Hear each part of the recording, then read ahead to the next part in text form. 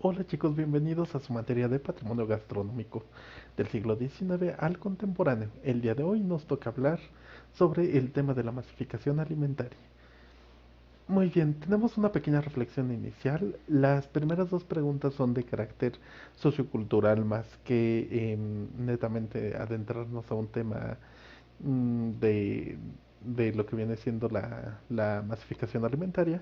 Y pues bueno, en primer momento, en el presente, ¿qué grupo de personas consideras que come lo mejor y por qué? Y pues bueno, ahí es un debate bastante grande, pero pues bueno, quiero que reflexione cada uno de ustedes y pues se pregunte por quiénes y por qué. De igual manera, en segundo punto, si ustedes como estudiantes de gastronomía se consideran que son de las personas que comen lo mejor y básicamente pues qué es lo que haría que ustedes consuman lo mejor. Y bueno, lo siguiente es qué alimentos industrializados consumes frecuentemente en tu casa. De igual manera, ahí es una lista muy personal, pero pues bueno, ya ustedes dirán si pues eh, pudiera ser, por ejemplo, atún, caldo de pollo nor Suiza o, bueno, estos sustitutos de caldo de pollo. Podría ser precisamente algunos enlatados, puré de tomate, no sé, pues puede haber muchas cosas industrializadas que comamos frecuentemente en casa. De igual manera, ¿qué alimentos industrializados consumes en la escuela o en el trabajo? Por ejemplo, en mi caso, pues, ya no puedo vivir como maestro sin Halls o sin pastillas refrescantes porque si no, sí, se me acaba la voz, se me acaba la garganta y eso es lo que menos quiere un maestro, de verdad. Entonces, de igual manera, pues yo creo que aquí habría papitas, habría galletas y ese tipo de cosas. Siguiente menciona cinco productos industrializados que están presentes en la despensa de todo mexicano. Yo les voy a dar dos que no van a tener que agarrar.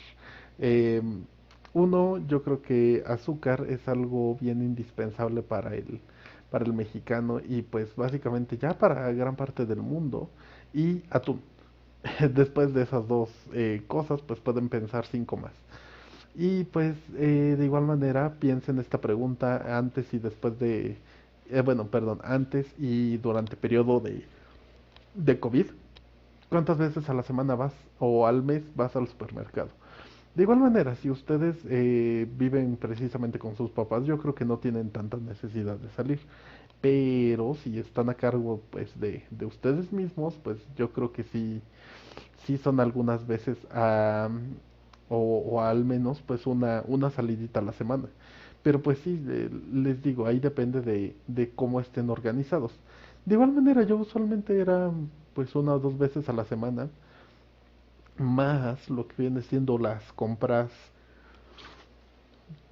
grandes que pues vienen siendo Gary's, Sam's, etcétera, etcétera. Pero pues bueno, ahí sí, de igual manera, reflexionen, por favor. Fíjense que en cuestión de alimentos industrializados estuve revisando algunos artículos, datos y todo, y no hay datos como tal de consumo per cápita, pero lo que sí mide mucho eh, tanto la industria como los gobiernos es cuánto la gente gasta en general en productos industrializados. Obviamente, pues es como que un delimitador o un demarcador de progreso para ellos. Pero pues básicamente no nos hablan del consumo per cápita, nos hablan de cuánta derrama económica nos dejan este tipo de productos. Las importaciones, las exportaciones, a quién vendemos más. Obviamente le vendemos más cosas a Estados Unidos, sorprendentemente después de Estados Unidos. Nosotros aportamos muchas cosas a Japón y pues bueno, ahora sí que por ahí van ciertas cosas. Y por ejemplo, de países que nos venden más, a mí me sorprendió que Estados Unidos, pues obviamente sí es de los que nos vende más, pero también los Países Bajos con Unilever precisamente son de lo que nos vende más. Y precisamente así hablando ya en cuestión un poquito más de consumo per cápita de ciertas cosas, tenemos por ejemplo que el sector salud hizo algunas encuestas y entrevistas a los mexicanos de cómo está nuestra alimentación. Y pues precisamente podemos notar ciertas cosas y ciertas tendencias, sobre todo en cuestión de ciertos comportamientos actuales. Por ejemplo, la Secretaría de Salud ya ha decretado precisamente que el mexicano come bueno, que menos del 50% come vegetales en su dieta diaria. Entonces estamos diciendo que estamos desplazando los vegetales, ya sea los pepinos, las espinacas, los quelites, todo esto lo estamos desplazando por harinas, o sea, por tortillas, por pan, etcétera. Entonces esto nos quiere decir los vegetales se van para la baja y lo que viene siendo harinas y azúcares se nos va hacia la alza. Y carne obviamente también. Y pues que al menos 3 días a la semana la gente consume bebidas azucaradas. Esto quiere decir que es bien natural que pues el mexicano promedio pues tenga agua de sabor, tenga coca, tenga Pepsi o lo que sea en su mesa. Básicamente esto nos quiere decir que pues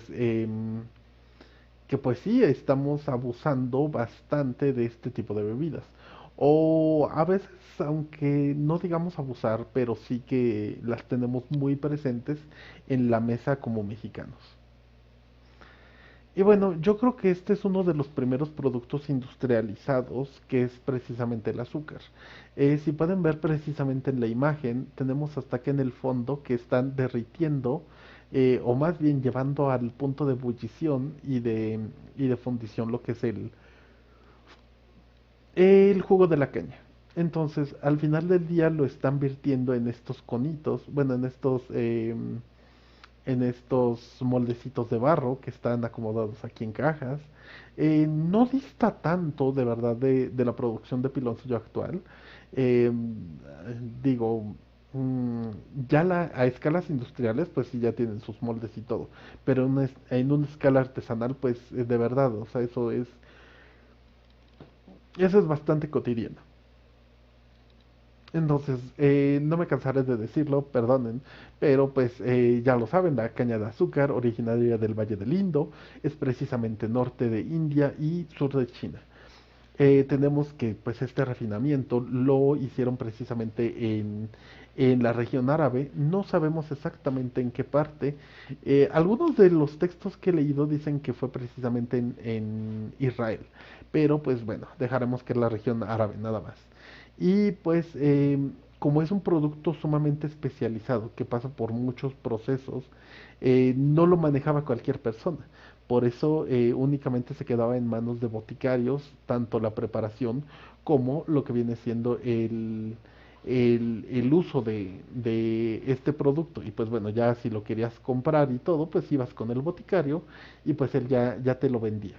Digo, las boticas son como lo que conocemos de la botica de aquí de Toluca, la Moderna, o lo que viene siendo la farmacia de París. O sea, eran básicamente farmacias, pero con muchas otras cosas. Pero tenemos que tener en cuenta que el azúcar para esa época se ocupaba con ciertas finalidades que no solo era como endulzante. De igual manera, ya lo hemos abordado un poquito. El primer uso es precisamente como especia. Em, Fíjense que nosotros, a través de tantos años de consumir azúcar y de tenerlo tan cotidiano, ya se nos hace algo bien normal. Em, de igual manera, o sea, estamos acostumbrados a que endulzamos con azúcar, pero no sé si alguno de ustedes ha probado otros endulzantes y después de eso el azúcar ya no sabe diferente. O sea, nos recuerda la familiaridad, pero ya no sabe diferente. Em, por ejemplo, cuando estuve precisamente en Europa, llegué a probar el azúcar de remolacha y no sé cómo describirla, pero no tiene alma, de verdad, no sabe absolutamente nada. Entonces, precisamente esta azúcar, que es de caña de azúcar, pues es muy diferente y si la usamos en pequeñas cantidades y si no tenemos un umbral tan, tan alto precisamente para detectar el azúcar, pues sí la vamos a sentir en cualquier cosa y la vamos a sentir, interpretar como una especie. Precisamente En este sentido, el azúcar, recuerden que era sumamente cara. O sea, se ocupaba más o menos como la pimienta, nada más un poquito, un poquito y ya. Era su uso como especia. Ahora bien, también se ocupaba como medicina. De igual manera, se ocupa hoy en día todavía como un medicamento. Basta con ver los jarabes de la gripa, es precisamente un almíbar con la sustancia, o sea, la sustancia activa se diluye precisamente en el almíbar para que pueda estar ahí bien y todo. Entonces les digo, sigue teniendo este uso como medicamento todavía, como conservante. Desde la antigüedad ya se ha visto que el azúcar o poner algo precisamente en almíbar ayudaba a que el azúcar cambiara la humedad. Entonces, el producto se empapaba de azúcar, se cambiaban el agua por cristales de azúcar. Entonces, precisamente este uso como conservante viene siendo también muy antiguo. El uso como arte. De igual manera, yo ya les había explicado que, pues bueno, ya está el piloncillo, ya se refinó el azúcar, y precisamente este azúcar ya blanco, refinado, que mucha gente le gusta, que precisamente por ser blanco ya lo aprecian, le atribuyen características medicinales. Pero precisamente uno de esos usos es como eh, materia prima para objetos artísticos. Recuerden precisamente las notas de Leonardo da Vinci de Historia de la Gastronomía del Mundo. En estas notas, si recuerdan, Da Vinci se enojaba mucho porque se comieran las obras que él labraba precisamente en mazapán. Era almendra molida, azúcar, yemas de huevo y precisamente lo ponían a hornear o con eso pues ya hacían las figuritas y todo. Pero precisamente ese es un uso netamente decorativo. Ahora bien, el ser humano, que es goloso por naturaleza, pues decía, es azúcar, es rico, es una obra de arte, pues bueno, me lo como. Pero precisamente como les digo, Da Vinci y muchos otros pues se enojaban porque este uso se profanaba. Y pues bueno, como endulzante, pero esto tiene que ver mucho con la conformación del postre en la Edad Media, o desde la Edad Media más bien. Yo les comentaba también en la clase del azúcar que el postre aparece en la Edad Media, que los banquetes se hacían al estilo francés. Eh, Precisamente el servicio francés era cuántos servicios, o en otras palabras, en cuántas eh, rondas, por así decirlo, aparecía la comida en la mesa. Si era un banquete de un servicio, pues bueno, se sentaba la gente y aparecía la comida y pues ya, después de que se acababa la comida, se acababa el banquete. Comida de dos servicios, primero se servía lo ligero, que supuestamente son los asados, los rostizados, las ensaladas, y que pues no todo es como que muy ligero que digamos, pero pues bueno, ahí tienen su sistema de acomodo y todo esto. Entonces, cuando era un banquete sumamente exuberante, era de cuatro servicios. Ahora bien, si era el banquete más elegante de toda la Edad Media, que solo se podían dar los más pudientes de la época, era de seis tiempos. Y precisamente el último tiempo era precisamente de dulces, o sea, de cositas dulces, de mermeladas, compotas, jaleas, pastelillos, etcétera. Entonces, pues en la Edad Media, en el siglo XV, en las cortes francesas, es donde aparece el postre, pero como algo sumamente lujoso, porque todavía el azúcar viene siendo algo sumamente costoso. Em, Como les digo, el azúcar era una especia, entonces pues la gente pues quería consumir más azúcar porque pues era precisamente un lujo. De igual manera, es como pues no sé, eh, les voy a poner el caso de los arándanos. No sé si recuerdan que hace unos años un kilo de arándano estaba en 400 pesos. Ahorita ya un kilo de arándano está en 100 pesos o hasta en 80 si lo podemos encontrar un poquito más barato. Pero precisamente vean cómo un producto que fue de lujo se fue convirtiendo en algo más cotidiano. Entonces, la gente quería ese producto de lujo y pues entonces querían incorporarlo a la parte económica, que tuviera más flujo económico. Recuerden que Isabel la Católica y lo que viene siendo Fernando de España promovieron estas conquistas a Nuevo Mundo con el afán de encontrar una nueva ruta para la India, pero pues se encontraron con otro tipo de cosas. Entonces,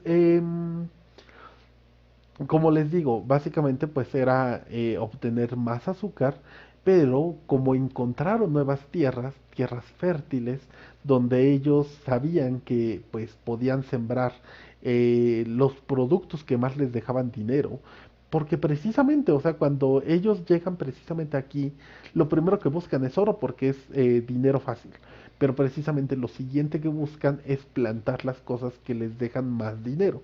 Entre ellas está precisamente el azúcar. Y pues precisamente los conquistadores, al ver que tienen tierras para poder trabajar, pues bueno, obviamente no las van a trabajar. Van a ir a África, van a buscar esclavos, van a tratar personas y pues los van a poner a trabajar en ingenios azucareros y en los trapiches. Sobre todo en los trapiches. Como les digo, es una historia bastante complicada porque, pues bueno, a pesar de que es un ingrediente tan útil, tan versátil y todo, su historia detrás es muy, muy amarga. Y pues bueno, en este caso, yo les decía, estos esclavos, pues no les quedaba de otra más que trabajar, o sea, de verdad que pues no se les consideraba personas, o sea, ellos no tenían derechos, no tenían nada. Y pues obviamente que esta gente dice, pues yo lo compré por, no sé, 500 pesos, me tiene que trabajar. Y precisamente pues esto pasaba, la esclavitud fue un efecto secundario de toda esta producción masiva que se quería hacer del azúcar. Y pues bueno, sucede algo no curioso, pero sí ¿cómo les puedo poner? Muy bien logrado en el sentido de que es algo que seguimos viendo una y otra y otra y otra y otra vez, y que se persiste hasta el presente. Precisamente en el siglo XVIII, cuando el azúcar baja de costo, o sea, hay dos oleadas de baja de costo. La primera cuando ya está precisamente Jamaica y varias islas que precisamente conquistaron los ingleses y los españoles y todo esto. Entonces, cuando tienen las primeras islas es una baja inmediata en el costo del azúcar, porque precisamente ya no necesitan únicamente comprársela a España, o sea, ya hay más colonias que procesan azúcar. Entonces, precisamente con esta disminución en los costos, va bajando así poco a poco, poco a poco, poco a poco, y precisamente del siglo XVIII, cuando ya están las empresas, bueno, las industrias y todo esto, y está precisamente los burgueses, el proletariado trabajando para los burgueses y todo esto, pues precisamente tenemos el hecho de que pues bueno, la gente para tratar de retener a estos proletariados para que no se vayan a su casa porque pues ya están cansados de trabajar desde la mañana hasta la tarde. Y para no evitar, bueno, más bien para evitar que ellos vayan a la casa, que ellos le den de comer a sus hijos, se queden a comer, a platicar y todo eso, los encierran en todas estas fábricas, pero precisamente les ofrecen un aperitivo, o sea, les ofrecen lo que viene siendo la hora del té, una hora para que ellos pudiesen comer, pudiesen tomar precisamente lo que viene siendo el té. El té, recuerden, es también algo sumamente caro para Inglaterra, pero podía ser té clandestino, té aguado, cualquier tipo de té, pero precisamente lo interesante es de que lo están acompañando con pastelillos y todo esto. Entonces, de por sí, el té, café y chocolate, que son bebidas energéticas, súmenle azúcar y súmenle pastelillos, mermeladas y todo esto. Entonces, para esos momentos es una bomba de energía. Entonces, para tenerlos contentos, pues precisamente se les hace más fácil encerrarlos, darles una hora con té pastelillos y pues bueno, ahora sí que sigan trabajando y sigan rindiendo. Entonces, como les digo, esto sigue siendo algo vigente hasta nuestros días. Nos dan un break y pues bueno, ¿qué tenemos de opciones? Papitas, galletas y café endulzado. Entonces les digo, la hora del té no es algo característico solo de Inglaterra. Es cualquier receso, cualquier break y demás. O sea, de verdad, no ha cambiado tanto. Después tenemos el siglo XIX. En el siglo XIX supuestamente está la abolición de la esclavitud. Y les digo la abolición porque en lo que viene siendo todos estos decretos de que, pues bueno, ya los negros no van a ser esclavos, hay precisamente el Congreso estadounidense, por ejemplo, decía, pues así como que muy a regañadientes te voy a dar tu libertad y precisamente vas a tener lo que es $2 como compensación a todo tu trabajo, a todo el esfuerzo, a que se murieron tus familiares. Y precisamente es risible, o sea, ver cómo eran estas condiciones y cómo precisamente en las enmiendas y todo esto, pues la gente dice, sí, con $2 puedes sobrevivir muy bien y compensa todo lo que te hemos hecho. Entonces, de verdad es una historia muy fuerte, muy dura. El inconveniente, o si lo quieren ver de esta manera, es de que la gente pues no sabe qué hacer. O sea, salieron todos estos negros esclavos y demás de trapiches e ingenios, pero no saben hacer otra cosa más que trabajar en trapiches e ingenios. Entonces, las fábricas que no tenían mano de obra vuelven a contratarlos, pero pues ahora ya están obligados a pagarles, ya no explotarlos como tal, pero pues ya están obligados a pagarles.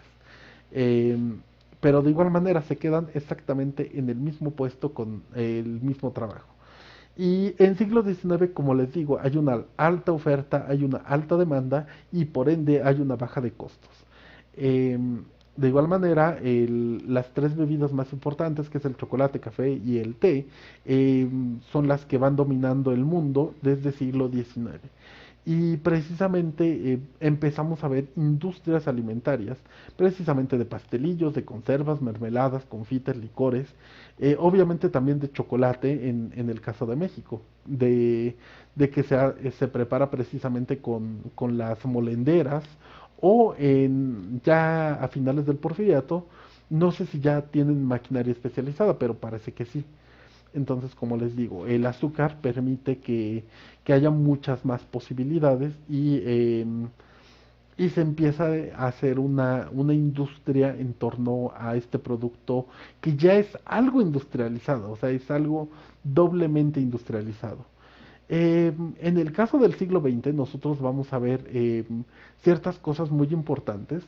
Por ejemplo, en el caso de la catsup, yo ya les había comentado más o menos de que las autoridades, sobre todo de Estados Unidos e Inglaterra, consideraban que era un superalimento porque decían, es tomate, es verdura, es azúcar, es verdura y energía. Entonces, si combinamos todo, los niños van a obtener nutrientes, van a tener verduras y van a tener energía.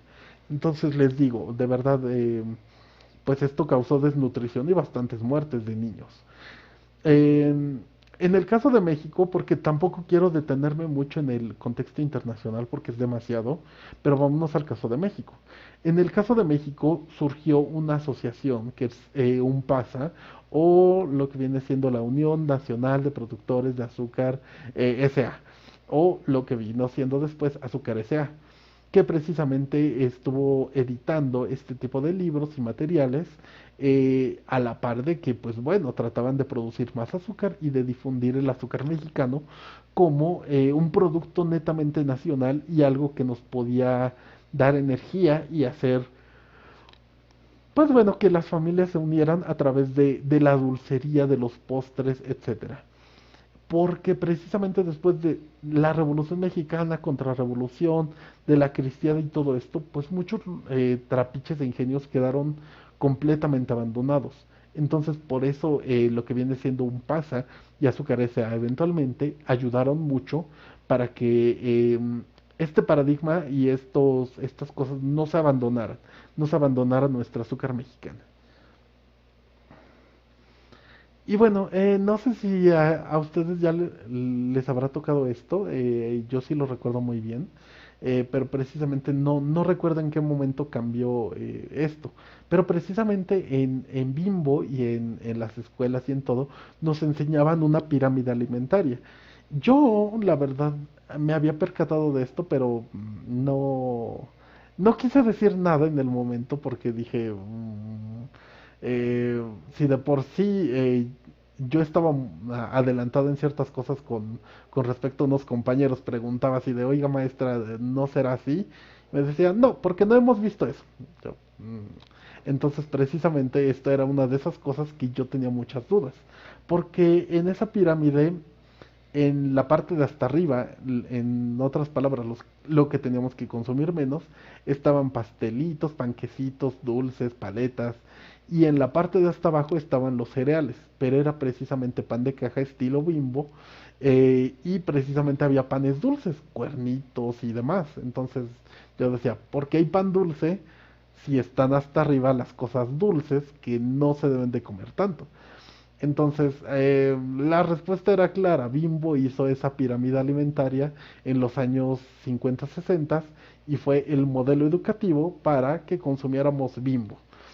Eh, no voy a cuestionar la moral de eso, pero pues recuerden, Bimbo ya es un gigante de México, pero pues bueno, ya este tipo de cosas pues ya las saben y pues precisamente esta pirámide alimentaria en la que tiene precisamente como base los cereales y precisamente el pan, eh, sobre todo el pan, fue hecha precisamente por Bimbo. De hecho, las normas oficiales mexicanas siempre son hechas por las empresas. O sea, para que vean que realmente desde ahí ellos están sacando ventaja. Pero no quiero abordar ese tema. Eso ya son debates y cuestiones más de conspiraciones que podemos pensar. Pero no abordemos eso. Entonces, como les digo, es una pirámide alimentaria en la que tiene como base el pan. em, Ataca precisamente a lo dulce, pero no el pan dulce. Y pues bueno, ustedes saben que la diabetes fue un gran problema y sigue siendo un gran problema universal, pero precisamente al primer culpable que le echaron el ojo fue precisamente al azúcar. Así de, es que el mexicano está consumiendo mucho azúcar. Pero lo que no dijeron es de que el mexicano estaba consumiendo, sí, azúcar, pero todavía más jarabes altamente fructosados, que es lo que tenían precisamente los refrescos y lo que obtenemos precisamente al procesar lo que viene siendo el maíz. Recuerden, el azúcar endulza 1, la fructosa endulza 5. Así que si tenemos jarabes altamente fructosados, obviamente nuestro cuerpo se nos va a disparar lo que viene siendo los indicadores de azúcar. Y pues eso es lo que nos causa más este tipo de problemas como es la diabetes. Y pues bueno, obviamente para todos estos diabéticos pues teníamos los institutos como el aspartame, stevia, que ahorita la stevia está muy de moda, ya lo saben, el acesulfame, pero precisamente es muy importante saber de que precisamente pues estos en un principio pues eran para complementar la dieta de aquellas personas con diabetes, pero eventualmente vamos a combatir otra vez el azúcar porque es mala. Pero les digo, realmente lo que es malo son los jarabes fructosados, no tanto el azúcar. Y pues bueno, pasemos a otra cuestión, porque pues bueno, también hay muchos otros tópicos que tocar. De Appert a Pasteur. De igual manera, esto lo recordarán de Historia de la Gastronomía a Nicolás Appert, que fue el inventor del proceso de apertización. En otras palabras, el enlatado y elevaba la temperatura de las latas para que pudiera pasar un proceso de sanitización, por así decirlo. Eventualmente la idea la toma Luis Pasteur y pues le cambia el nombre de apertización a pasteurización. Es someter a calor y pues matar organismos. Entonces tenemos precisamente que pues enlatados había frutas, vegetales, carnes y pues muchas otras cosas. Y pues bueno, dato curioso, yo no sé si lo sabían, la primera fábrica de conservas en Italia fue precisamente de salsa de tomate. A mí me llama mucho la atención porque a pesar de que fue un producto que por siglos se consideró una solanácea, de que se tenía como que esta idea de que era una droga y que estaba mal consumir lo que viene siendo el jitomate para nosotros, tomate para ellos, eh, pues fuese un producto tan importante para que su primera industria en siglo XIX fuera de salsa de tomate. Ahora bien, las guerras mundiales también promovieron muchas cosas para la industrialización. Em, Nosotros, en el caso de la Revolución Mexicana, pues sí teníamos lo que es em, eh, las, em, las Adelitas, los revolucionarios y todo, pero una necesidad constante y de verdad era atroz, era conseguir comida. Entonces tenemos precisamente que era muy importante para el caso de las guerras, donde estás invadiendo otra nación para hacerte de los recursos económicos, políticos, sociales, culturales de esa otra nación, pues necesitas estar bien preparado. Entonces era muy importante que pues ellos perfeccionaran cierto tipo de cosas. Porque por ejemplo, ustedes saben que es muy fácil caer en una deficiencia de vitamina C consumiendo puras latas. Entonces necesitaban algo para combatir este tipo de cosas. Y pues bueno, por ejemplo, lo que viene siendo las raciones es algo sumamente importante para esta época. Imagínense una cajita en la que te venían así como que varias cositas empacadas. Había galletas, había latas con paté, con carne enlatada. Entonces había ciertas cositas que pues bueno, ya te hacían la vida menos desagradable en el campo de batalla. Y precisamente como les digo, tenían que mantener a los soldados pues lo más nutridos y en el mejor estado posible.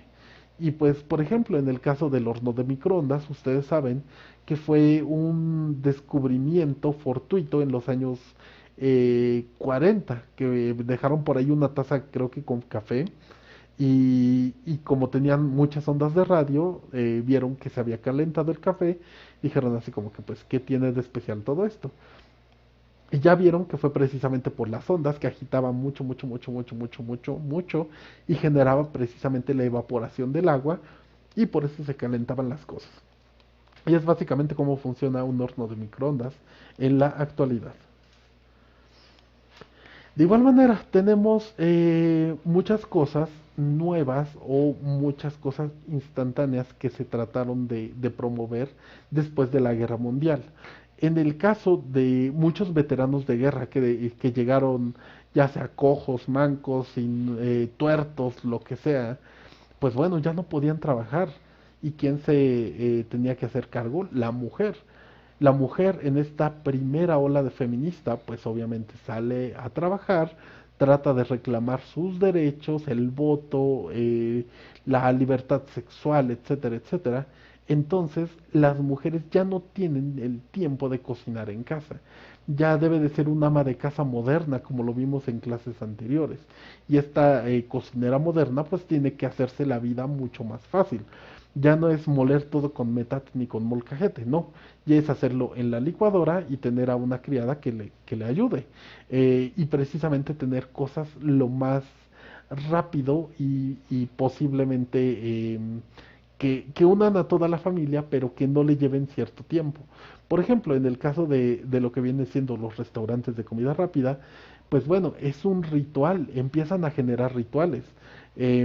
Imagínense, los fines de semana agarras a los niños, al esposo, te los llevas al Kentucky y pues bueno, ya es una tradición familiar ir ciertos días.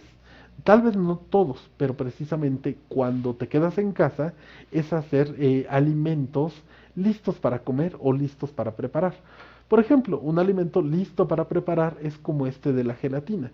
Yo creo que todos en nuestra despensa tenemos gelatinas de este tipo. Y como les digo, hay problemas y al mismo tiempo no en la modernidad. Por ejemplo, yo les puse el caso de la gelatina porque es algo que si bien nada más en un abrir y cerrar de lo que viene siendo la cajita, disolvemos en agua o en leche y pues ya tenemos nuestra gelatina, tan sencillo como eso. Pero precisamente ya no creo que nosotros como humanidad regresemos a hacer una gelatina como en tiempos antiguos. O sea, en otras palabras, ya no creo que agarremos huesos de res, los pongamos a hervir 12 horas, porque precisamente ya no tiene sentido. Ya no tiene sentido que vayamos por huesos de res, los pongamos 12 horas, los espumemos, estemos haciendo todo este trabajo, cuando un sobre de gelatina ya nos es mucho más factible. De igual manera, si necesitamos atún, un medallón de atún es caro, pero es mucho más barato agarrar el atún normal de latita.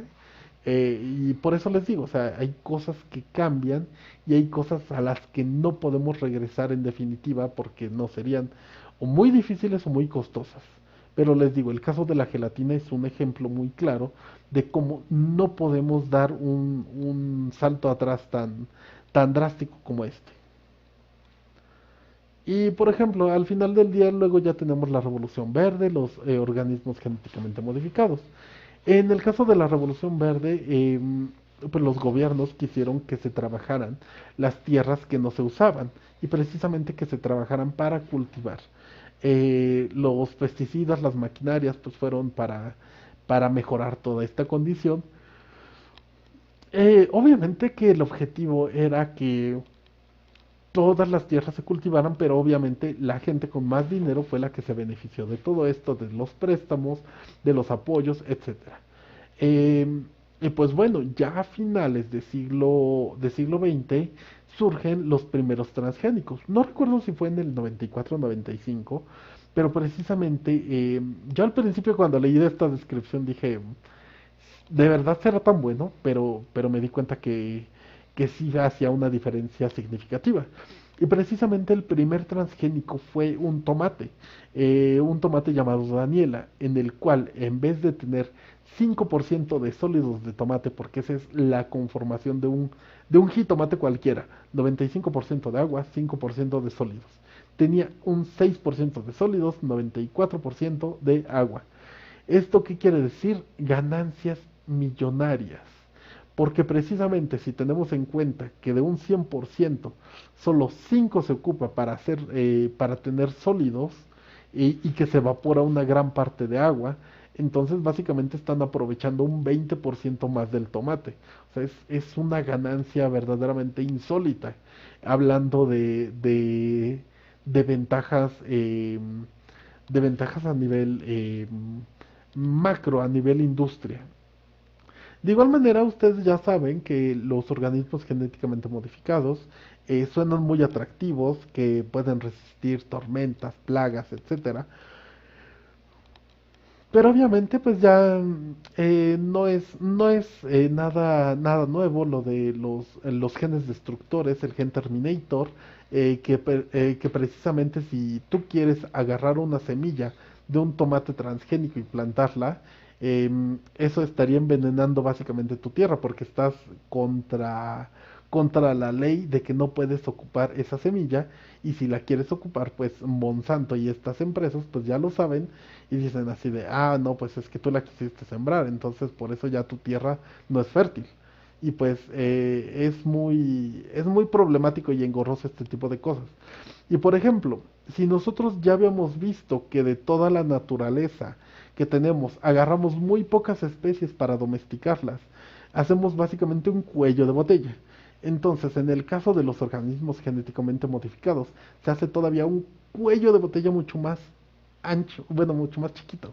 Entonces, tenemos de que ya no solo estamos hablando de que tendríamos, por ejemplo, en una milpa tomates, jitomates, calabazas, frijoles, habas, maíz, sino que ya nada más nos estarían pidiendo que sembremos maíz, maíz, maíz, maíz, maíz, maíz, maíz, maíz, maíz y más maíz.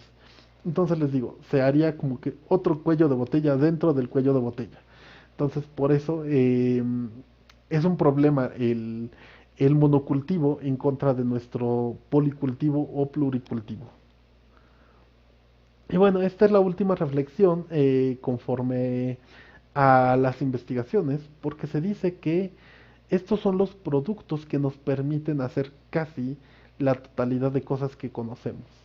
Porque, por ejemplo, del maíz se pueden obtener botanas, se pueden obtener lo que viene siendo hojuelas de cereal, se puede obtener aceite, fécula, la maseca. O sea, se pueden obtener muchas cosas. De igual manera, por ejemplo, de la soya, recuerden, podemos hacer aceite, pero ese aceite si lo hidrolizan, pues ya se puede hacer margarina, se puede hacer manteca de cacao, porque recuerden, manteca de cacao es un ácido graso saturado de 14 cadenas de carbono. Entonces, la ley dice que si tiene esas 14 saturaciones, no importa en lo absoluto de que no sea de cacao y se puede llamar manteca de cacao. La papa que precisamente saca muchos almidones y muchas gomas, del trigo del cual saca todos los productos farináceos, del arroz pueden sacar muchas, pero muchas cosas, precisamente también algunas gomas, de la caña de azúcar obviamente por el dulce, el girasol también aceites, la zanahoria que sacan muchos nutrientes y pigmentos, de la cebada para las bebidas como la cerveza, y el tomate pues también para, que es un cultivo casi universal para el mundo, para hacer salsas, condimentos, etcétera. Pues bueno, esto sería todo chicos por esta sesión. Les pido una completa disculpa porque la semana pasada sí los dejé un poquito abandonados. La verdad sí estuve bastante apurado con los chicos de Prehispánico, pero esta semana sí me tengo que poner las pilas con ustedes y el día viernes tendríamos una sesión síncrona de Microsoft Teams. Entonces yo les avisaría la hora, es precisamente nuestro horario de clases. Estaría resolviendo dudas, preguntas, los saludaría y todo, pero sí me es muy importante que si tienen dudas, preguntas o algo, las resolvamos ese día. Yo de igual manera, a través de la semana les voy a tratar de dejar la calendarización, abrirles absolutamente todas las tareas, las voy a dejar disponibles el resto del semestre hasta el 19 de junio, que va a ser ya la última fecha de entrega. Y pues bueno, de igual manera, yo quiero hacerles un video explicativo de ciertas cosas. eh, y pues bueno, en estas videoclases, no recuerdo si es en 2 o 3 sesiones, pero estaría yo preparándoles también una videoclase en cocina. Pues bueno chicos, seguimos en contacto, síganse cuidando, cuiden a su familia y pues seguimos trabajando, sigamos aprendiendo mucho, ¿sí? Hasta luego.